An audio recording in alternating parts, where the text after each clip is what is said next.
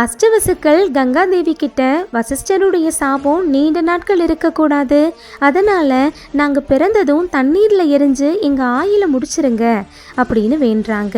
அதுக்கு கங்காதேவி, பிள்ளை பேரு கருதி உங்களில் ஒருத்தரை மட்டும் மன்னர்கிட்ட விட்டுடுறேன் அப்படின்னு நிபந்தனை விதிக்கிறாங்க. அதுக்கு அஷ்டவசுக்களும் சம்மதம் தெரிவிக்கிறாங்க. ஒரு நாள் பிரதீப மன்னன் கங்கை நதிக்கரையில் தியானம் செஞ்சிட்ருக்காரு. அப்போ கங்காதேவி அவர் முன்னாடி தோன்றி, மன்னா, உங்களுக்கு பிறக்க போகும் மகனுக்கு நான் மனைவியாக விரும்புகிறேன்னு சொல்கிறாங்க. அதுக்கு மன்னரும் அவ்வாறே ஆகட்டும்னு சொல்கிறாரு. பிரம்மதேவருடைய சாபப்படி பிரதீப மன்னனுக்கு சாந்தனு மகனாக பிறக்கிறாரு.